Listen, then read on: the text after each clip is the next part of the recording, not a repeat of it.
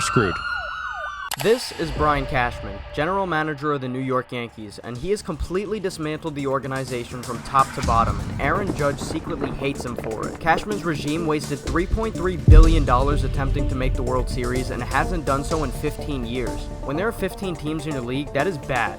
Very bad, considering he's had more money to spend on the team than any other GM in the entirety of the world. However, that's nowhere near as bad as some of the treatment that his team has given to the players in his organization. Just in the last few months, multiple reports have come out suggesting the Cashman staff has had brutal conduct with players on the minor and major league level. In the majors, Domingo Germán was mistreated so recklessly it could have ended up with his own fatality. Fans have been begging for him to be traded for years after his initial domestic violence incident, but Cashman and the Yankees have more of a problem with long, luscious flowing hair and a beard than domestic abuse, but that's a different conversation. On August 3rd, the Yankees took on the Astros and beat them by a score of 4-3. Since beating the Astros in a regular season game is as monumental of an accomplishment as it is to this Yankees team, Domingo decided he had to celebrate big. And of course, by celebrating big, I mean he got more plaster than the drywall he ate as a pregame snack. So naturally, Domingo started flipping some couches, breaking some TVs, arguing with the manager Aaron Boone about nothing. I just felt like it was kind of bullying, frankly. This is when the Yankees staff somehow found a way to one-up his stupidity. They decided to force him into a sauna. Why is this stupid? The same reason why every sauna you will ever go in has a big warning that says not to go in if you're intoxicated.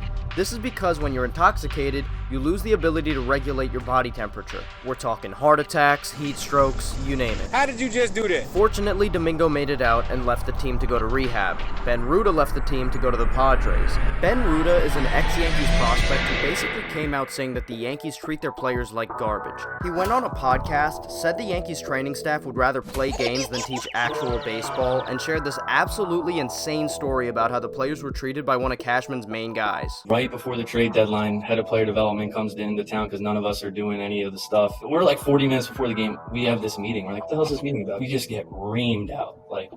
You guys think you're so good. You can't do this. You can't do that. No one's calling for anyone on this team. And then he starts calling out guys. We had one guy having just an awful year. He goes, hey, how are you hitting the curveball this year? He's like, well, not very good. And he goes in front of all of us and he's like, how about shitty? And we're like, oh my God. The head of player development in question is named Kevin Reese. According to Ruda, Reese is such a toxic presence, coaches and managers he played with have left the organization entirely after having meetings with him. That, I think, put us all over the edge. I didn't appreciate that at all, to be honest. And I know a lot of the coaches didn't either because our manager left that year. Sadly, Ben didn't play too well when he left for the Padres, but Gary did.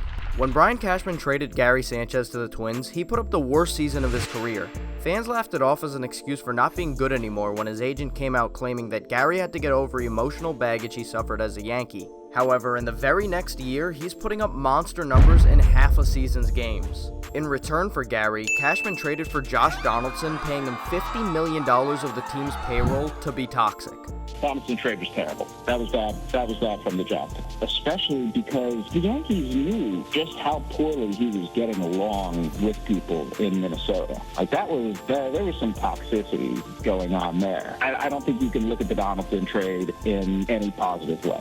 Taking on $30 million per year for a bad, toxic right-handed hitter's 36 and 37-year-old seasons and expecting for things to work out is sadly just the tip of the iceberg. $80 million of the team's payroll has gone to players who are on the injured list this year. To put that into context, half of the MLB is paying that much or even less to their entire active roster, and it makes absolutely no sense. Lord have mercy, I'm about to bust. Cashman's whole swag is acquiring injury-prone players to cut corners in trades and free agency, and then blaming every losing year on bad luck with injuries. This makes even less sense when the man Cashman hired to keep his players healthy also has his own business, privately coaches hundreds of other ball players, and is rumored to never be with the team. Shout out Eric Cressy, who's amazing at what he does. But the Yankees hired him, but he doesn't actually work for he's not actually ever in the building. He's not actually your employee. Why did you bring him in-house? Consultant. Maybe that didn't have an impact because he's not actually working for you? The problem is Cashman might actually have to cut corners with trades.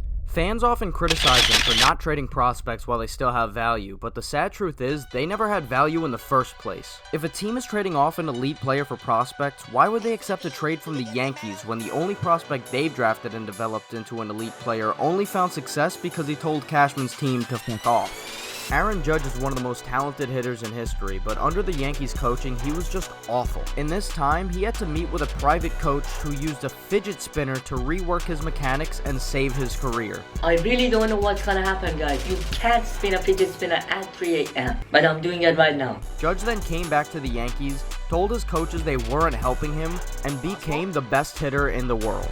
Oh my God! Judge! Oh my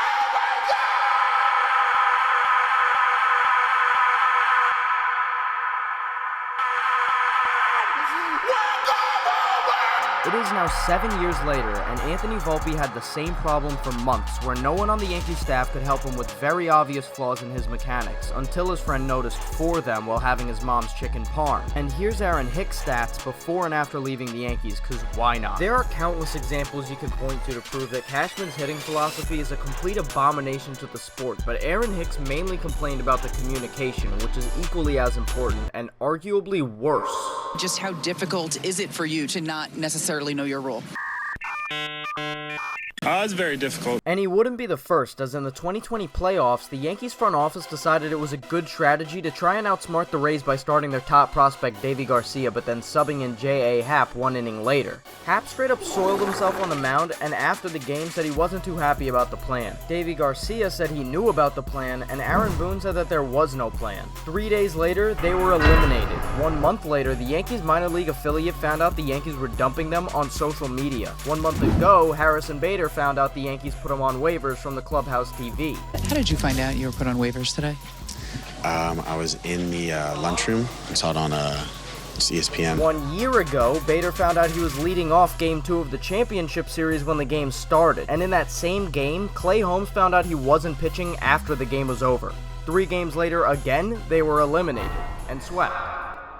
By far the wildest part of any of this is how Brian Cashman is under contract for his 29th year as their general manager, beating out the second longest tenured GM 2 times over. Even more crazily, as you can see from this graphic, it's not just him. Oh, and this is an old picture, by the way. The Astros won a World Series, hired and fired a new GM since this was posted a couple years ago. That is why Yankees owner Hal Steinbrenner finally took action and hired a private firm to come in and at least audit the problems in the Yankees front office.